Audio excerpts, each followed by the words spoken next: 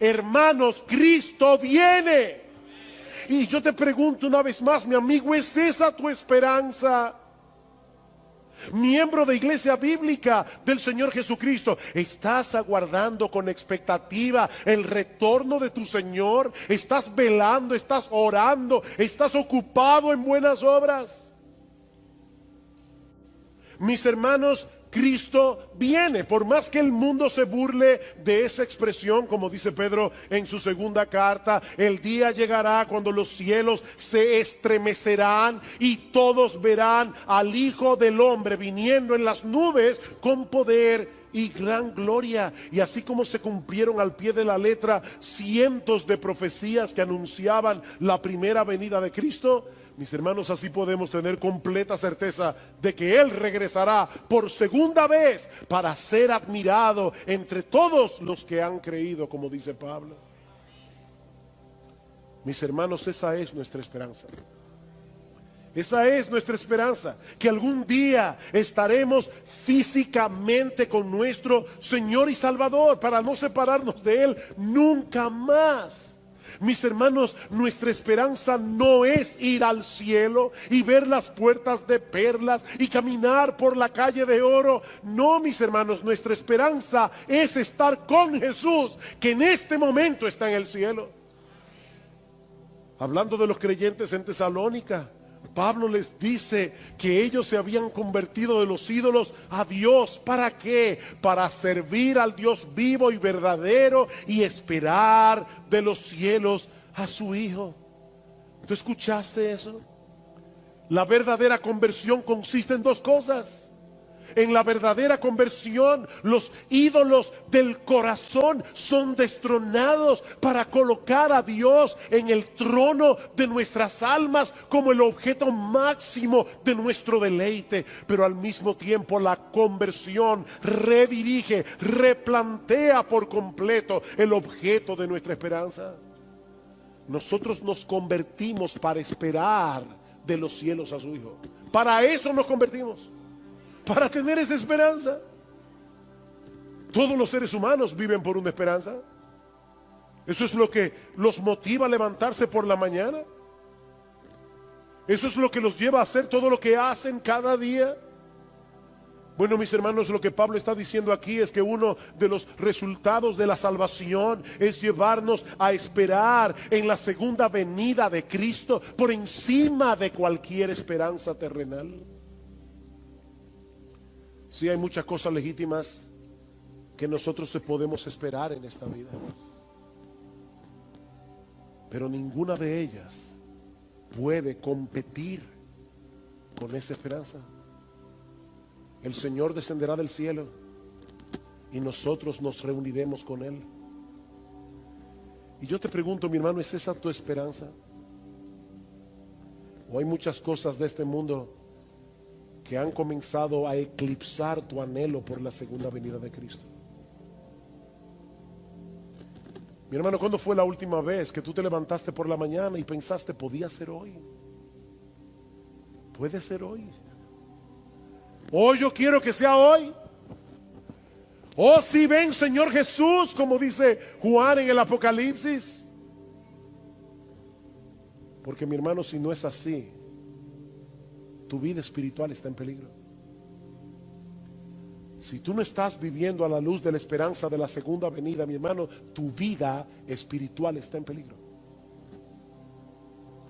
Pablo dice en Tito capítulo 2, me encanta este pasaje, que la gracia de Dios se ha manifestado para salvación a todos los hombres, enseñándonos que renunciando a la impiedad y a los deseos mundanos, vivamos en este siglo sobria, justa y piadosamente. Dice John Piper, hay personas que dicen, es que los cristianos que viven esperando la segunda venida se olvidan de las cosas aquí abajo. No. Esperar la segunda venida nos motiva a estar activos en la iglesia, nos motiva a predicar el evangelio, nos motiva a buscar la gloria de Dios en todo lo que hacemos, aún en nuestras vocaciones terrenales. No, dice Piper, el problema no es que nosotros estemos pensando demasiado en el cielo, es que estamos pensando demasiado en el mundo. Dice que la gracia de Dios nos enseña a renunciar a la impiedad y a los deseos mundanos y vivamos en este siglo sobria, justa y piadosamente, aguardando la esperanza bienaventurada y la manifestación gloriosa de nuestro gran Dios y Salvador Jesucristo. ¿Saben por qué muchas veces los que profesan ser cristianos se ven tan mundanos? Bueno, en muchos casos es porque no son cristianos, pero en otros casos es porque han perdido de vista la segunda venida del Señor, la segunda venida de Cristo. ¿Cómo debería vivir un cristiano que se levanta todos los días de su vida diciendo: Señor, estas próximas 24 horas las voy a vivir como si fuera a encontrarme contigo al final del día? ¿Cómo viviría un cristiano? Mis hermanos, ¿por qué el mundo nos atrae tanto? Porque hemos perdido de vista esa esperanza, la esperanza de estar con nuestro Señor. Eso es lo que motiva al creyente a vivir en santidad. Eso es lo que motiva al creyente a hacer buenas obras. El hecho de aguardar esa esperanza bienaventurada. Algún día estaremos con nuestro Señor y echaremos nuestras coronas a sus pies en eterna gratitud por habernos comprado con su sangre y por habernos atraído hacia Él con cuerdas de amor. ¿Se dieron cuenta, como dice Pablo en 2 Tesalónica 2:1, la venida de Cristo y nuestra reunión con Él?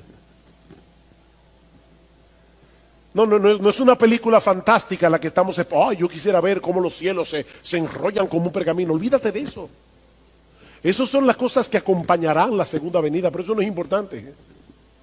Lo importante es que Cristo viene y nosotros estaremos con Él. Nuestra reunión con Él, dice Pablo, y así estaremos siempre con el Señor. Y añade: alentaos unos a otros con estas palabras. ¿Cuándo fue la última vez, mi hermano, que tú te acercaste a un creyente en aflicción y le dijiste: mi hermano, estoy sufriendo contigo? Yo sé lo que tú estás pasando, pero no te olvides, hay una luz al final del túnel porque Cristo viene.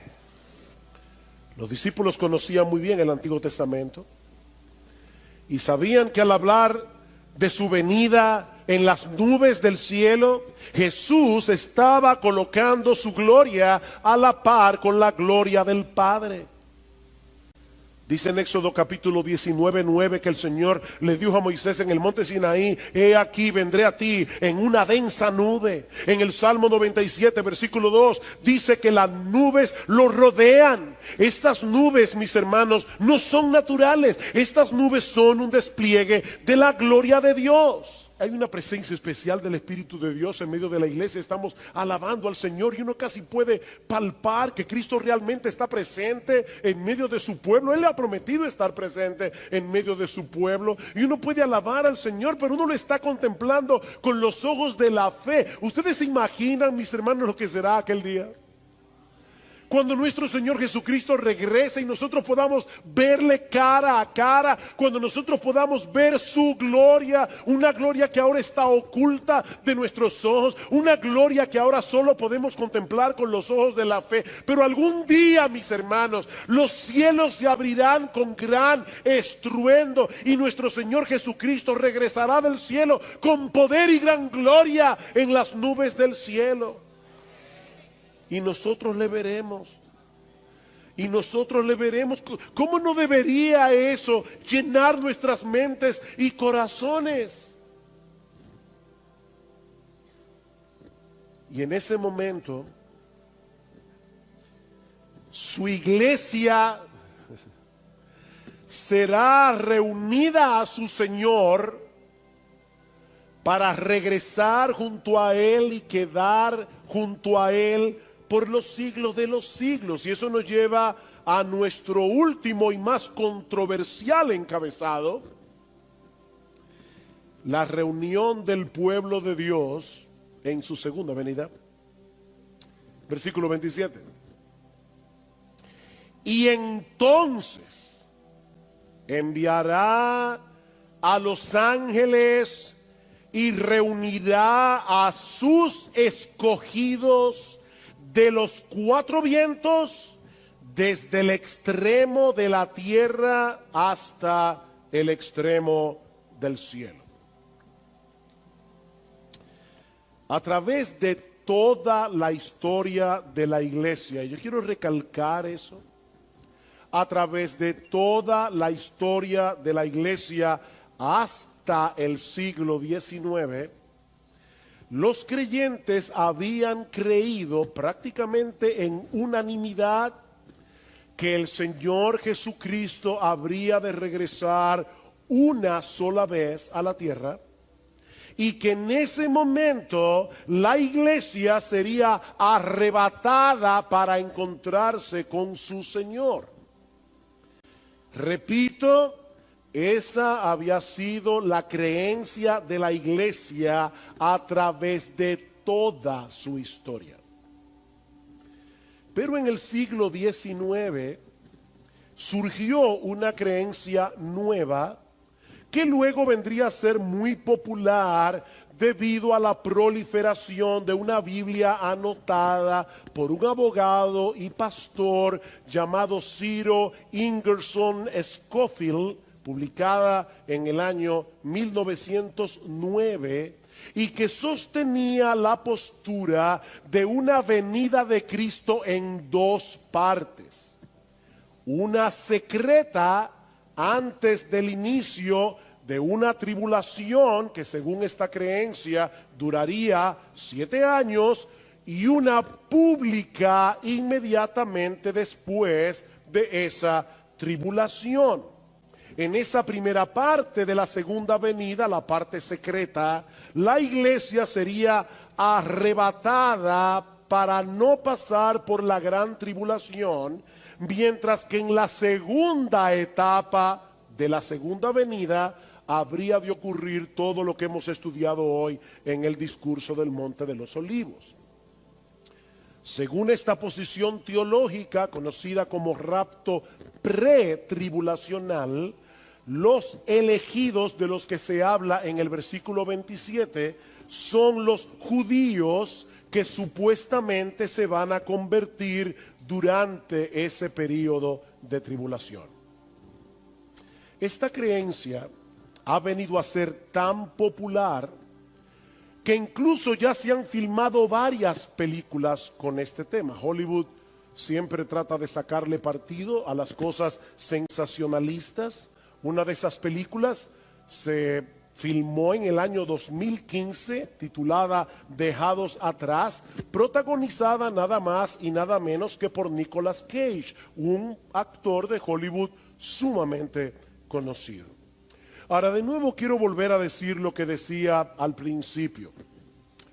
Mis hermanos, yo no quiero generar controversias innecesarias con este mensaje, y mucho menos ser ofensivo con todos aquellos que creen en una segunda venida en dos etapas y en un rapto pre-tribulacional. De hecho, nosotros mismos venimos de esa tradición. Eso creía nuestra iglesia hace muchos años atrás, porque eso fue lo que aprendimos en la iglesia donde conocimos al Señor hace 40 años.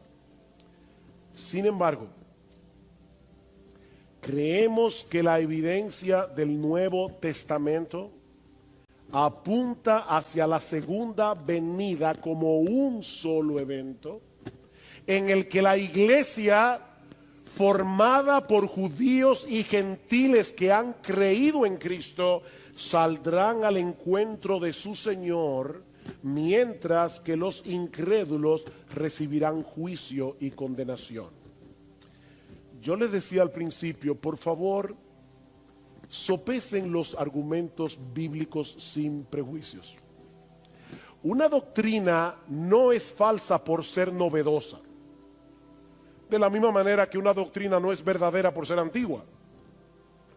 Una doctrina es verdadera por ser bíblica. Ahora, cuando hay una doctrina que sale nueva, y esta doctrina del rapto pretribulacional es relativamente nueva, nosotros tenemos que preguntarnos, ¿realmente durante 19 siglos nadie en la iglesia vio esto? Hermanos, ¿qué nos enseña la Biblia? Bueno, yo quiero, por favor, que vayan conmigo en sus Biblias a varios textos bíblicos. Quiero ser tranquilo, lento. Quiero que lo veamos. Yo sé que este estudio ha sido muy, ¿cómo puedo decirlo? Muy académico. Pero es que hace mucho que no hablamos de este tema. Y yo necesito que ustedes lo vean. Mateo capítulo 13. Mateo capítulo 13. Recuerden lo que estoy tratando de demostrar.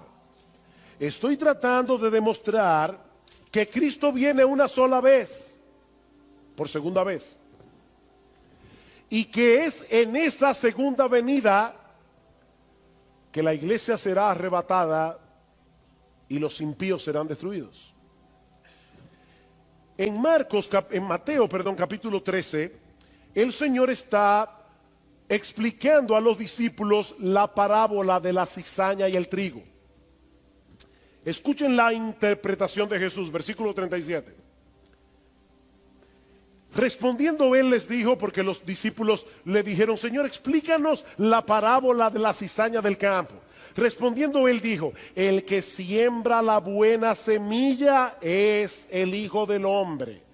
El campo es el mundo, no la iglesia. Yo no sé cuántas veces yo he oído personas diciendo, en la iglesia hay trigo y hay cizaña. Y es verdad que en la iglesia a veces hay trigo y hay cizaña, pero este pasaje no está hablando de eso.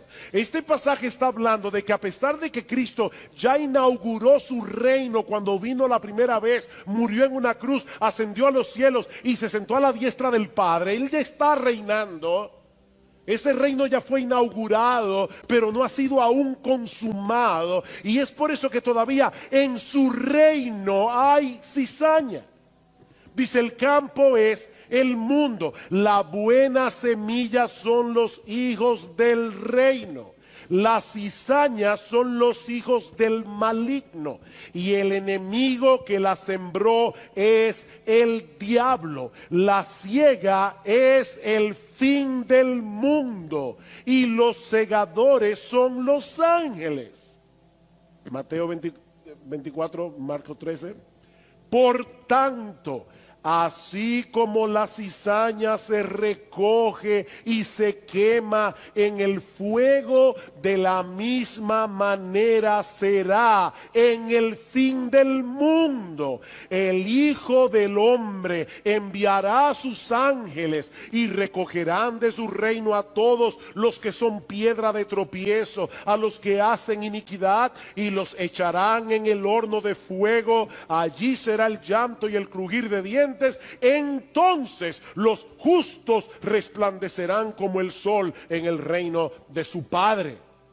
Mis hermanos, ¿cuándo sucederá eso? En el fin del mundo, cuando nuestro Señor Jesucristo regrese en gloria. Los malos serán recogidos de su reino y los justos también serán recogidos por los ángeles del cielo para reinar con Cristo por los siglos de los siglos. Primera Tesalonicenses capítulo 4.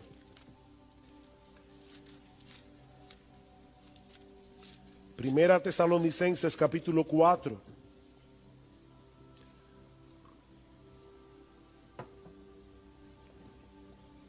Alguien publicó un video por ahí diciendo que yo no creía en el arrebatamiento. Y hasta hereje me llamaron. Bueno, aprovecho para decir, yo creo en el arrebatamiento de la iglesia. Lo que yo no creo es en un arrebatamiento pre-tribulacional, pero yo creo en el arrebatamiento de la iglesia porque la Biblia lo dice. Ahora, ¿cuándo sucederá este arrebatamiento? Vean una vez más conmigo. Primera Tesalonicenses 4:13, pero no queremos, hermanos, que ignoréis acerca de los que duermen, para que no os entristezcáis como lo hacen los demás que no tienen esperanza. Porque si creemos que Jesús murió y resucitó, así también Dios traerá con él a los que durmieron en Jesús. Por lo cual os decimos esto por la palabra del Señor, que nosotros, los que estemos vivos y que permanezcamos hasta la venida del Señor, no precederemos a los que durmieron vinieron, pues el Señor mismo descenderá del cielo con voz de mando, con voz de arcángel y con la trompeta de Dios, y los muertos en Cristo se levantarán primero. Entonces nosotros, los que estemos vivos y que permanezcamos, seremos arrebatados juntamente con ellos en las nubes al encuentro del Señor en el aire, y así estaremos con el Señor siempre, no en el aire, sino con el Señor. Por tanto, confortaos unos a otros con estas palabras. Sí, yo sé que ya se acabó el capítulo 4, pero recuerden que la Biblia no se escribió en capítulos, así que sigamos leyendo. Ahora bien, hermanos, con respecto a los tiempos y a las épocas de cuando eso va a ocurrir, no tenéis necesidad de que os escriba nada, pues vosotros mismos sabéis perfectamente que el día del Señor vendrá como un ladrón en la noche. ¿Recuerdan el día del Señor del que habló Pedro? El día del Señor vendrá como un ladrón en la noche, que cuando estén diciendo paz y seguridad, entonces la destrucción vendrá sobre ellos repentinamente como dolores de parto a una mujer que está encinta, y no escaparán. Mis hermanos, cuando yo leo este texto, en su contexto, yo no veo una venida pretribulacional 7 años en secreto, y luego una venida pública 7 años más tarde en la que los malos serán destruidos. Pablo está hablando aquí de un día del Señor en el que Cristo viene, los muertos resucitan, los creyentes son arrebatados y los impíos son destruidos. Segunda Tesalónica, capítulo 1. Para mí es importante, hermano, que ustedes lo vean, así que yo me voy a tomar mi tiempo. Segunda Tesalonicenses capítulo 1, versículo 6. Porque después de todo es justo delante de Dios retribuir con aflicción a los que os afligen y daros alivio a vosotros que sois afligidos, y también a nosotros cuando el Señor Jesús sea revelado desde el cielo con sus poderosos ángeles en llama de fuego. ¿Ven ustedes, hermanos? Jesús viene y dice Pablo, Él le dará alivio a los creyentes y los impíos serán destruidos. Versículo 8. Dando retribución a los que no conocen a Dios y a los que no obedecen al evangelio de nuestro Señor Jesús, estos sufrirán el castigo de eterna destrucción, excluidos de la presencia del Señor y de la gloria de su poder. ¿Cuándo? Cuando Él venga para ser glorificado en sus santos en aquel día y para ser admirado entre todos los que han creído. ¿Dos venidas o una sola? Dice, el día que el Señor venga, los impíos serán destruidos y Él será admirado por sus santos, aquellos que han creído. Pero no se detiene allí, capítulo 2. Pero con respecto a la venida de nuestro Señor Jesucristo y a nuestra reunión con Él, de paso el verbo, la palabra que se usa allí, reunión, tiene la misma raíz que la que usa Cristo en Marcos 13, cuando dice que los ángeles reunirán a sus escogidos. Se está hablando aquí del arrebatamiento. Dice, con respecto a la venida de nuestro Señor Jesucristo y a nuestra reunión con Él. ¿Cuál es la teoría del rapto pretribulacional? Viene Cristo en secreto, se lleva a su iglesia y el anticristo comienza a perseguir a los creyentes. 7 años más tarde viene el Señor. Pero ¿es eso lo que enseña este texto? Vean conmigo de nuevo. Con respecto a la venida de nuestro Señor Jesucristo y a nuestra reunión con Él, os rogamos, hermanos, que no seáis sacudidos fácilmente en vuestro modo de pensar, ni os alarméis, ni por espíritu, ni por palabra, ni por carta, como si fuera de nosotros, en el sentido de que el día del Señor ha llegado. Que nadie os engañe en ninguna manera, porque no vendrá sin que primero venga la apostasía y sea revelado el hombre de pecado, el hijo de perdición. Pablo dice, Cristo no vendrá hasta que eso suceda. Y dice en el versículo 8, y entonces será revelado ese inicuo a quien el Señor matará con el espíritu de su boca y destruirá con el resplandor de su venida. Vuelvo y repito, mis hermanos, no quiero ofender a los que han creído y creen en una venida de Cristo en dos etapas y en un rapto pretribulacional, pero mis hermanos, lo que yo veo en la Biblia, en el Nuevo Testamento, es que Cristo viene una sola vez. Los suyos serán arrebatados y vienen con Cristo a una tierra nueva y a un cielo nuevo cuando ya los impíos hayan sido completamente destruidos. Esto encaja perfectamente con la enseñanza del Señor en el discurso del Monte de los Olivos. Cuando nuestro Señor y Salvador regrese en gloria, Él enviará a sus ángeles para que recoja su trigo en el granero y la paja sea quemada en un fuego que nunca se apagará.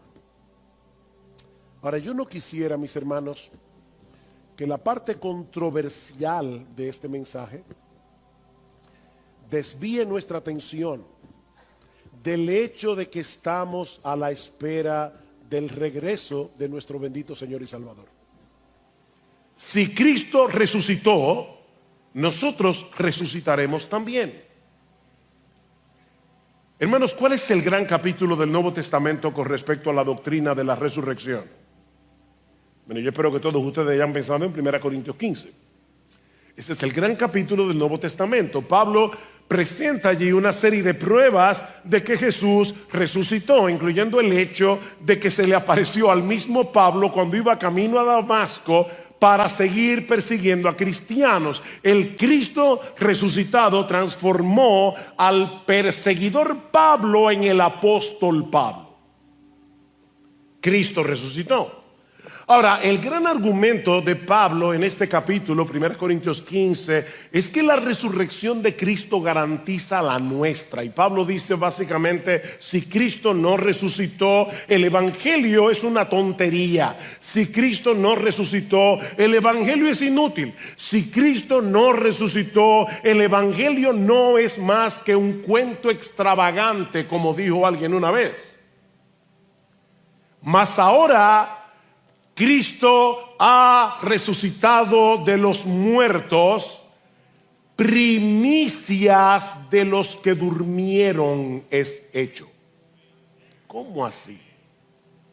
Bueno, las primicias son los primeros frutos de una cosecha. De manera que lo que Pablo está diciendo aquí es que la resurrección de Cristo es como los primeros frutos que anuncian una gran cosecha de resucitados. Eso es lo que está diciendo. Su resurrección garantiza la nuestra. ¿Por qué? Porque nosotros estamos unidos a Él. Recuerden, hermanos, los que durmieron en Jesús, los que murieron en Cristo, nosotros estamos unidos a Él como el cuerpo está unido de la cabeza. Yo siempre le digo a la gente, apúntame eso ahí porque mira, yo me olvido de muchas cosas. No me olvido de la cabeza porque la tengo pegada del cuerpo. Eso le dice una señora en una tienda. Pero ¿saben qué? Esa es una verdad, es una gloriosa verdad. Porque si la cabeza resucitó, el cuerpo tiene que resucitar también. Estamos unidos a Cristo. Así que dice Pablo, los que estemos vivos, los muertos resucitarán. Y los que estemos vivos cuando el Señor regrese no tendremos ventaja sobre los que se han ido. Recuerden cuál era el problema de los tesalonicenses. ¿Qué pasó con esos que murieron? ¿Cómo van a participar de la segunda venida? Y Pablo está diciendo, no. Nosotros, los que estemos vivos cuando llegue el Señor, no vamos a tener ventaja sobre los que ya partieron. Versículo 15. Por lo cual os decimos esto por la palabra del Señor, que nosotros, los que estemos vivos y que permanezcamos hasta la venida del Señor, no precederemos a los que durmieron. no tenemos ventaja. Sus almas regresarán con Jesús y se unirán a sus cuerpos glorificados, como dice en el versículo 16. Así que los que ya murieron no serán excluidos de esa fiesta. Ellos no serán excluidos de esa gran celebración, sino que tendrán un lugar de honor en esa procesión que saldrá al encuentro del Señor. Es interesante notar que Pablo veía como una posibilidad el hecho de que él estuviera vivo. ¿Se dieron cuenta? Cuando sucediera ese evento, porque él dice: por lo cual os decimos esto por la palabra del Señor, que nosotros, los que estemos vivos y que permanezcamos. Y luego en el versículo 17, entonces nosotros, los que estemos vivos y que permanezcamos. ¿Se equivocó Pablo? No. Pablo sabía muy bien que nadie sabe cuál es el día de la venida de Cristo. Y lo sabía porque el mismo Jesús lo dijo en Mateo capítulo 24 versículo 36. Cristo dice: nadie conoce el día y la hora de su venida, ni siquiera los ángeles, sino mi Padre. Y lo mismo va a decir Pablo en el capítulo 5, ahí mismo dice: ahora, hermanos, con respecto a los tiempos y a las épocas, no tenéis necesidad de que os escriba nada, pues vosotros mismos sabéis perfectamente que el día del Señor vendrá así como un ladrón en la noche. Yo quiero saber si alguien aquí ha sido robado y ha recibido de anticipo una nota del ladrón para decirle: esta noche te visito. No, el ladrón llega sin avisar, y lo que Pablo está diciendo: así será la venida del Señor. Así que Pablo no está diciendo: yo estoy completamente seguro que el día que Cristo vuelva yo voy a estar aquí vivo. No, de ninguna manera. Lo que Pablo está planteando aquí, en su ignorancia del tiempo y la hora, porque él no lo sabe tampoco, es la posibilidad sin garantía de que él estuviera aquí. Y él está diciendo: bueno, los que estemos aquí, si es que yo estoy aquí. Y lo sabemos porque en otros textos, como 2 Corintios capítulo 4 versículo 14, Pablo dice que los cristianos sabemos que aquel que resucitó al Señor Jesús, a nosotros también nos resucitará. Ahora Pablo se está incluyendo entre los que van a estar muertos cuando llegue el Señor y que van a ser resucitados. Así que él no sabía con certeza si Cristo habría de regresar durante su vida. De hecho, Pablo sabía que algunas cosas tienen que suceder antes de la segunda venida de Cristo. Hermanos, déjenme hacerles una pregunta, porque es muy popular que la gente diga: Cristo puede venir en cualquier momento. ¿De verdad? Como la Biblia dice que viene como ladrón en la noche, eso no quiere decir en cualquier momento. Eso quiere decir que tú y yo no sabemos cuándo es. No quiero ser irreverente, pero Cristo pudiera venir en los próximos 15 segundos, o en los próximos 10, o en los próximos 5, porque Pablo sabía que no. Él está diciendo: es probable que yo esté vivo, pero Pablo sabía que algunas cosas tienen que suceder antes de la segunda venida.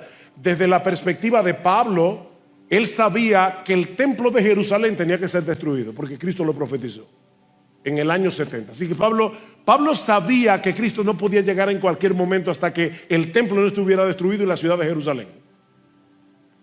En el capítulo 2 de Segunda Tesalonicenses, Pablo dice: no se dejen inquietar por aquellos que están diciendo que ya Cristo vino y que llegó el rapto de la iglesia, el arrebatamiento de la iglesia, porque eso no sucederá sin que antes venga el anticristo en el contexto de una gran apostasía religiosa. Así que Pablo sabía que algunas cosas tenían que suceder antes de la segunda venida.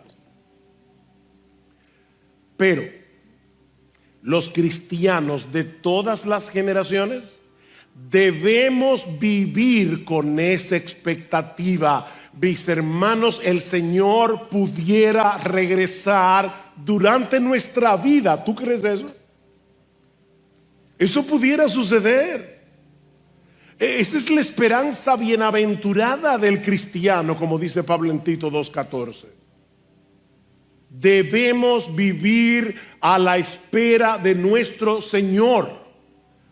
¿Y sabes lo que va a pasar cuando tú vivas a la espera del regreso de tu Señor? Como tú no sabes cuándo es, puede ser antes de que tú te mueras. ¿Tú lo crees? ¿Y qué pasará cuando tú vivas a la luz de esa expectativa? Déjame hacerte una pregunta. Mi hermano, ¿qué pasaría si tú supieras con toda certeza que el presidente de la República, nuestro presidente, va a visitar tu casa antes de las elecciones de mayo? Fíjate, tú no sabes qué día es, pero tú sí sabes que antes de las elecciones el presidente va a tu casa. ¿Cómo te impactará esa noticia? Y yo estoy seguro que tú vas a arreglar algunas cosas. Yo estoy seguro que en tu agenda eso tiene prioridad. Bueno, lo que Pablo está diciendo aquí es que nuestra prioridad, lo que debe afectar nuestra agenda día tras día, es la venida de nuestro Señor. Cristo viene, y eso es más seguro y es más importante, 1000 veces más importante que cualquier presidente visite tu casa mañana. Cristo vuelve. Y nosotros debemos vivir a la espera de su regreso. ¿Saben por qué?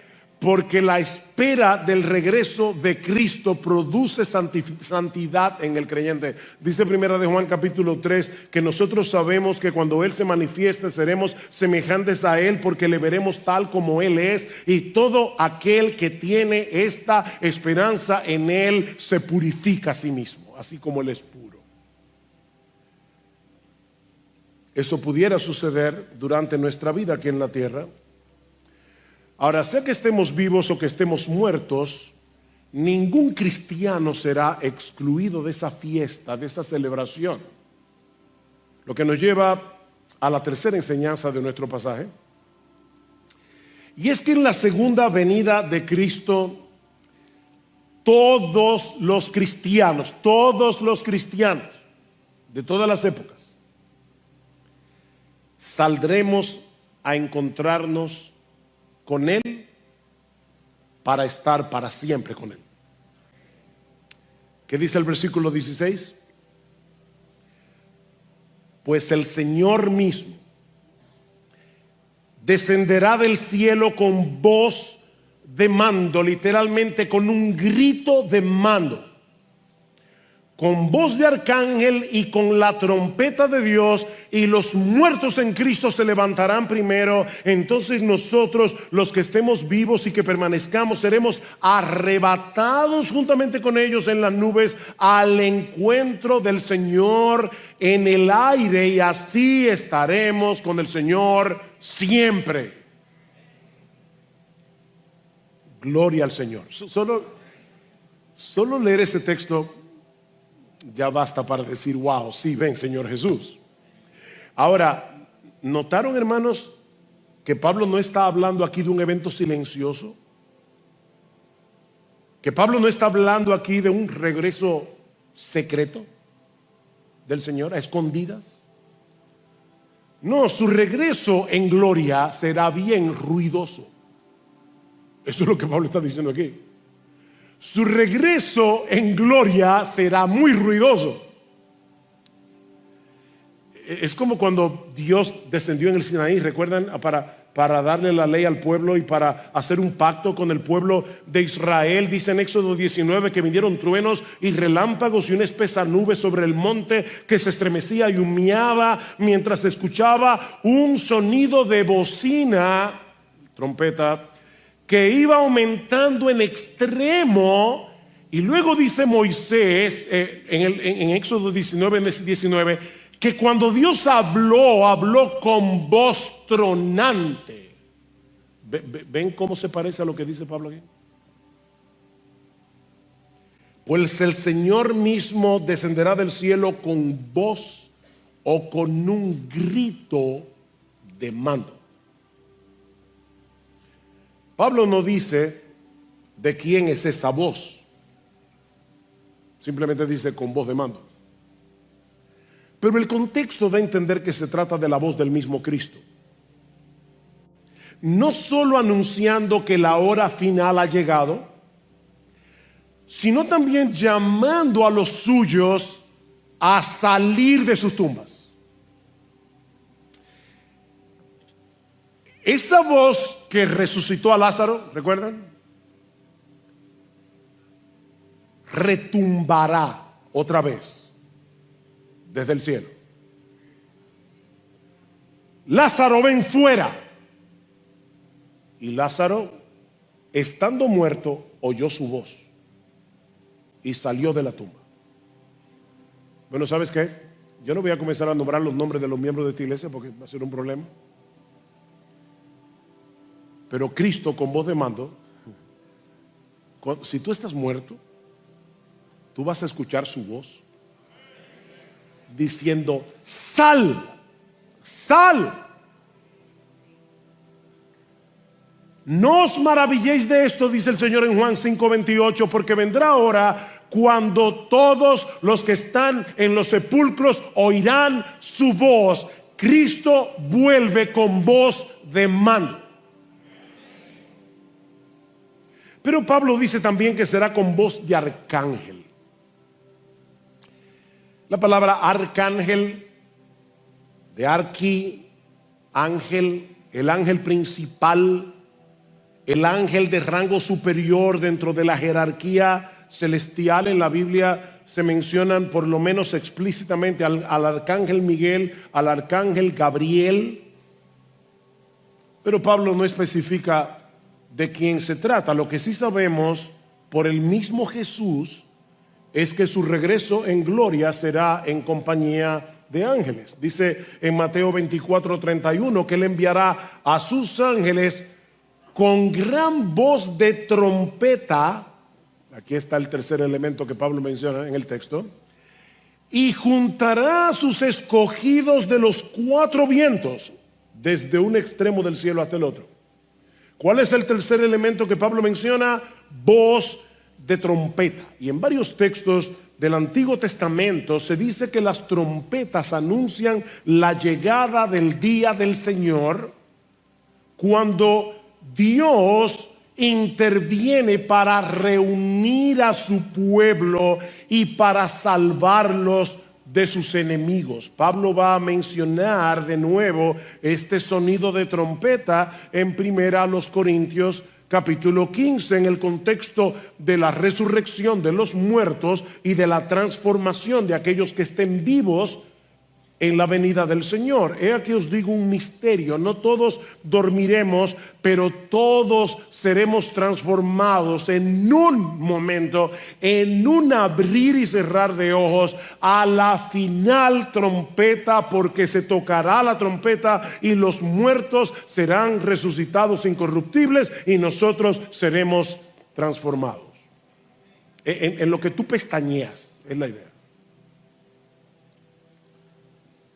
Cuando Cristo regrese en gloria, los que murieron en Él serán resucitados, los creyentes que estén vivos serán transformados y todos juntos seremos arrebatados para salir al encuentro del Señor. Versículo 17.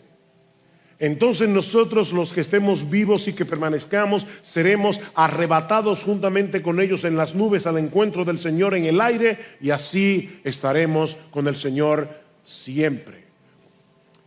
No deja de ser sorprendente la sencillez de esta descripción, porque, mis hermanos, este es el texto del Nuevo Testamento que nos provee más detalles acerca del arrebatamiento o el rapto de la iglesia.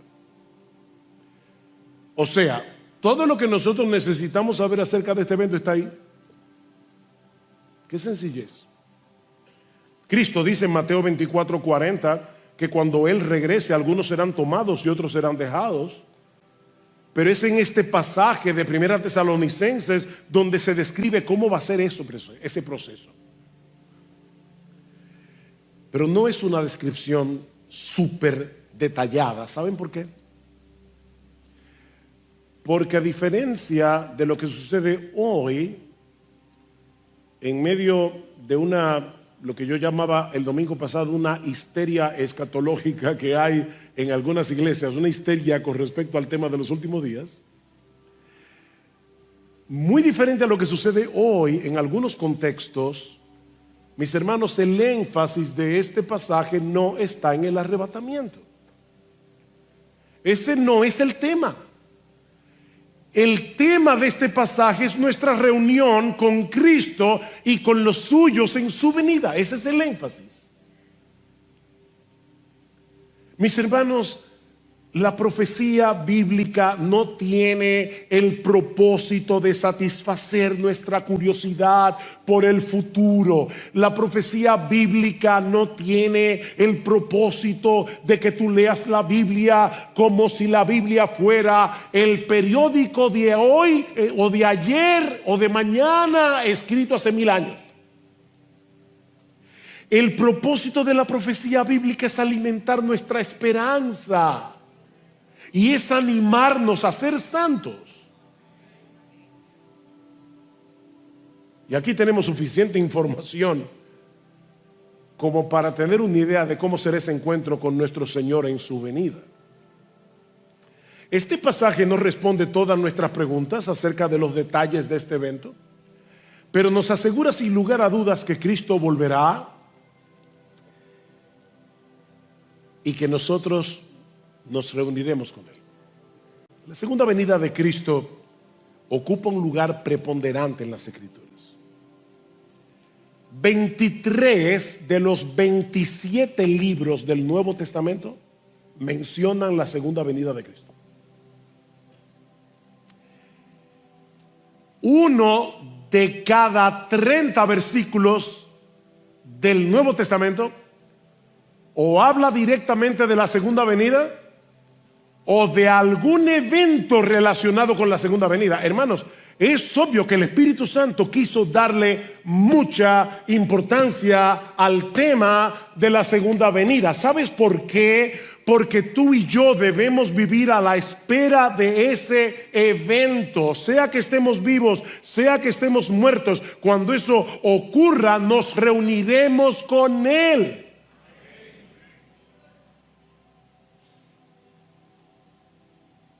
Los muertos serán resucitados, los vivos serán arrebatados. La palabra latina de arrebatamiento es rapere y de ahí sale el rapto. Pero si vamos a usar el texto de Tesalonicenses, es el arrebatamiento. ¿Y qué enseña este texto acerca del arrebatamiento? Lo poco que dice. Bueno, en primer lugar, que será un evento repentino. La palabra arrebatado es la misma palabra que se usa en Hechos capítulo 23 versículo 10 para decirnos que Pablo tuvo que ser sacado a la fuerza cuando los judíos lo iban a matar en el templo. ¿Recuerdan? Seremos sacados de aquí. ¿Qué dice Pablo en 1 Corintios 15, 52? Que será en un momento, en un abrir y cerrar de ojos. En segundo lugar, Pablo nos dice también que nos encontraremos con Cristo en las nubes en el aire. Cristo volverá con las nubes del cielo. Y esto es muy significativo porque las nubes siempre están presentes cuando el Señor viene a encontrarse con su pueblo, siempre.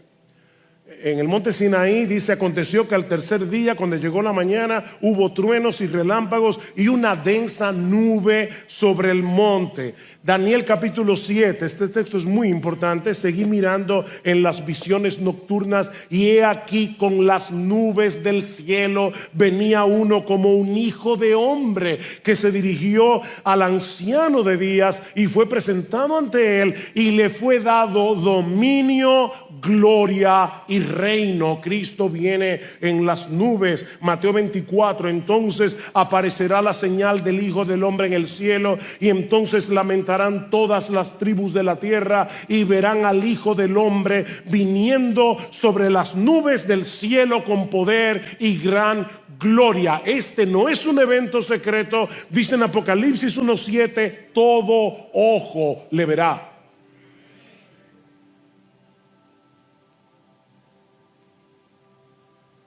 En Hechos 1:9 al 11, cuando Jesús asciende a los cielos delante de los azorados discípulos, Lucas dice que a Cristo le recibió una nube que le ocultó de sus ojos. Y en ese momento aparecen dos ángeles que le dicen a los discípulos: varones galileos, ¿por qué estáis mirando al cielo? Este mismo Jesús que ha sido tomado de vosotros al cielo, así vendrá en esas mismas nubes que lo llevaron, como le habéis visto ir al cielo. Cristo viene con las nubes del cielo para encontrarse con nosotros en el aire. Dice el texto: seremos arrebatados juntamente con ellos en las nubes al encuentro del Señor. Ahora, esta palabra es importante, es la palabra griega apantesis, y esta palabra significa salir al encuentro de alguien importante para darle la bienvenida fuera de la ciudad y regresar con él a la ciudad. De hecho, aparte de aquí, solamente aparece 2 veces en el Nuevo Testamento, 2 veces. En la parábola de las vírgenes, que eran en esa época las damas de honor de la novia, pero a cambio de ahora que las damas de honor acompañan a la novia, en la época de Jesús acompañaban al novio para llegar al lugar donde se iba a celebrar la boda. Y dice que esas vírgenes salieron al encuentro del novio. Ahí está la palabra pantesis. No para quedarse en la calle, obviamente, sino para llegar a la boda con el novio. Es la misma palabra que se usa en Hechos 28:15, cuando dice que Lucas y Pablo llegan a Roma y dice que los hermanos salieron a recibirlos, a pantesis, para entrar con ellos en la ciudad de Roma. De manera, mis hermanos, que el cuadro que Pablo nos está presentando aquí es el de todos los ciudadanos del cielo, nosotros los cristianos, vivos y muertos, o mejor dicho, ya resucitados los muertos, saliendo a recibir al legítimo rey del universo que viene a tomar posesión de su trono para venir a reinar con los suyos. Eso es lo que Pablo está mostrando aquí. Ahora, Pablo no dice si subiremos al cielo o si bajaremos a la tierra. ¿Se dieron cuenta? Dice alguien: Pablo nos deja en vilo, nos deja literalmente en el aire. O sea, lo que dice es que saldremos a encontrarnos con el Señor en el aire. ¿Y qué pasa a partir de ahí? Hermanos, es que ese es el punto. No importa lo que va a pasar a partir de ahí. Lo que importa es que así estaremos para siempre con el Señor. ¿Se dan cuenta, mis hermanos, cuál es el énfasis de Pablo? Obviamente no nos vamos a quedar flotando en el aire. Pablo dice en 1 Corintios capítulo 6 versículo 2 que nosotros los santos juntamente con Cristo juzgaremos al mundo. Así que obviamente no nos vamos a quedar flotando, pero lo que realmente importa es que estemos donde estemos, estaremos con Él, con nuestro Salvador. Pablo dice en Colosenses capítulo 3, versículo 4, cuando Cristo vuestra vida se manifieste, entonces vosotros también seréis manifestados con Él en gloria. Eso es lo que tú y yo debemos estar esperando si somos cristianos. Ahora, quiero ser justo con aquellos que piensan diferente a nosotros. Así que déjeme dar por lo menos 2 o 3 argumentos y dar una respuesta. Aquellos que plantean el regreso de Cristo en 2 etapas, un rapto secreto, que en realidad son 3 segundas venidas en ese esquema. Y no estoy siendo irónico, porque según este esquema, Cristo viene en el rapto secreto, luego viene después de la tribulación y luego viene después del milenio. O sea que son 3 segundas venidas. Pero lo que yo estoy diciendo es que la Biblia solo plantea una segunda venida. Una segunda venida. No 2, no 3. Pero los que creen en este esquema nos dicen que Pablo no puede estar hablando aquí de la segunda venida de Cristo en gloria para llegar a la tierra, porque aquí no se dice nada de lo que sucederá con los incrédulos. Bueno, no dice nada porque esa no era la inquietud de los tesalonicenses. Esa no era su preocupación. Pablo no tenía por qué hablar de ese tema en ese contexto, porque él está tratando de consolar a hermanos que estaban en duelo. De todos modos, Pablo sí habla de este tema en el capítulo siguiente. En el capítulo 5, versículo 2 dice: pues vosotros mismos sabéis perfectamente que el día del Señor vendrá así como un ladrón en la noche, que cuando estén diciendo paz y seguridad, entonces la destrucción vendrá sobre ellos repentinamente como dolores de parto a una mujer que está encinta, y no escaparán. Así que Pablo sí habla de los impíos, pero no en el pasaje que estamos estudiando.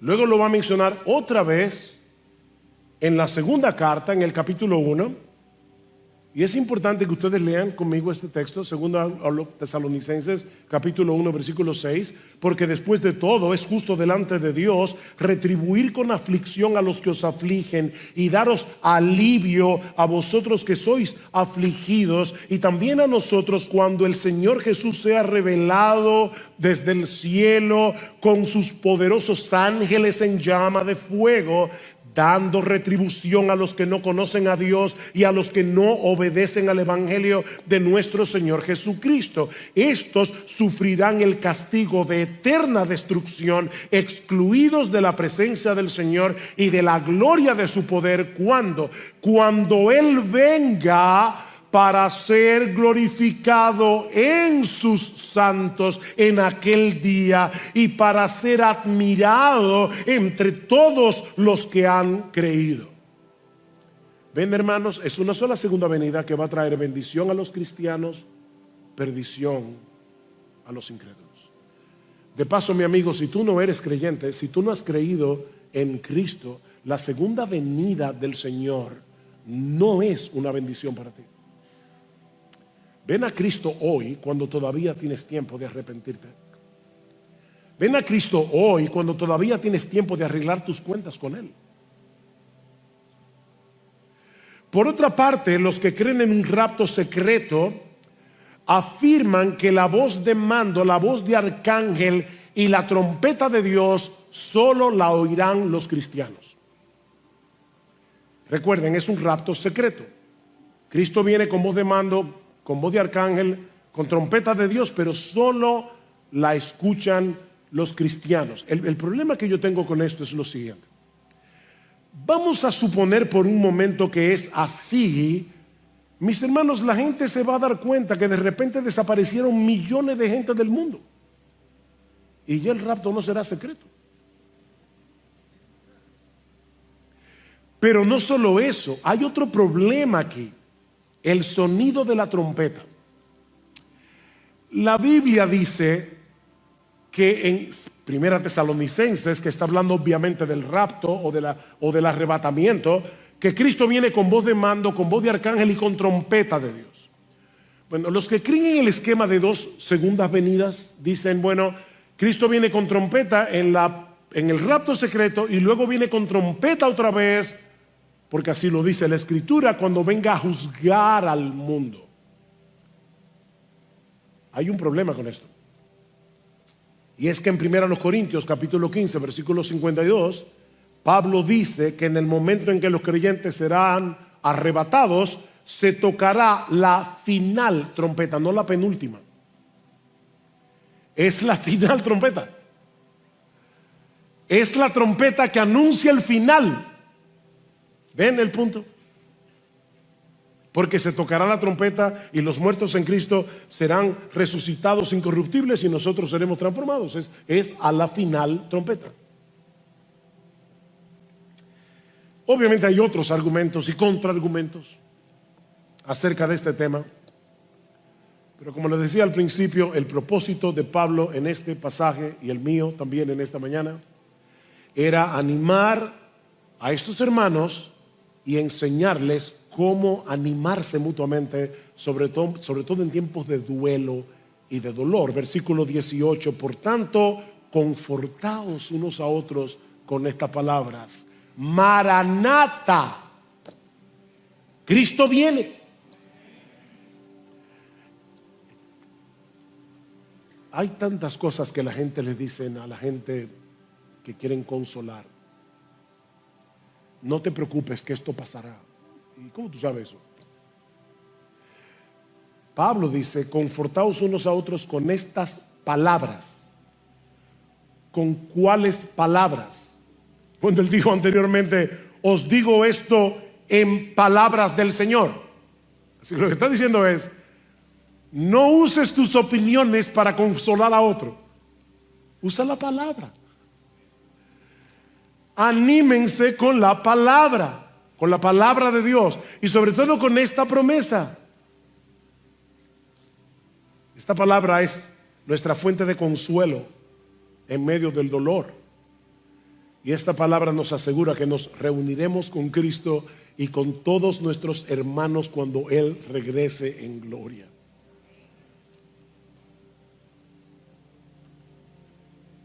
Y eso nos hace ver que este pasaje está conectado con el anterior que vimos el domingo pasado, acerca del amor.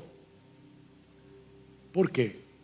Bueno, porque esta promesa de las Escrituras no fue revelada únicamente para animar a cada creyente como individuo,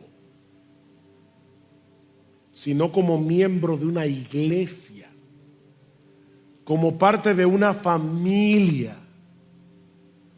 Si muere el hermano Sigfrido Varela, esposo de una de nuestras hermanas, tío de una de nuestras hermanas, es el dolor de ellas y es el dolor de la iglesia. Llorad con los que lloran. Somos una familia. ¿Y qué es lo que dice Pablo aquí? Debemos animarnos unos a otros cuando llegue el sufrimiento a la vida de nuestros hermanos en la fe. Y qué mejor consuelo que este: Cristo viene. Cristo viene. Y todos los que hemos creído en Él saldremos a encontrarnos en una procesión impresionante para no separarnos nunca más, ni de Él, ni de aquellos amados hermanos y familiares que ya partieron con Jesús y que nos están esperando allá arriba. Y ahora yo te pregunto, mi hermano, ¿esa es tu esperanza? Esa es tu esperanza. O sea, tú dirás, claro, es la esperanza de todo cristiano, pero intencionalmente tú vives a la espera del regreso de tu Señor.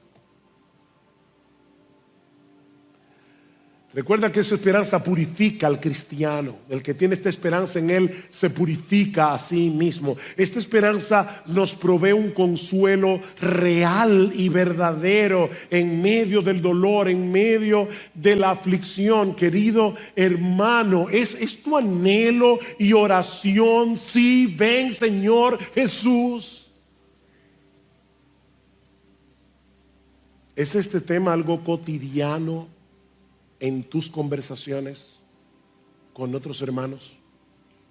De hecho, Pablo termina el capítulo, la otra sección que está conectada con esta en el versículo 11 del capítulo 5. Dice, por tanto, alentaos los unos a los otros y edificaos el uno al otro tal como lo estáis haciendo. Pablo dice, esto no es para ti solo, no es para que tú digas, wow, sí Señor, qué bueno que yo me voy de aquí.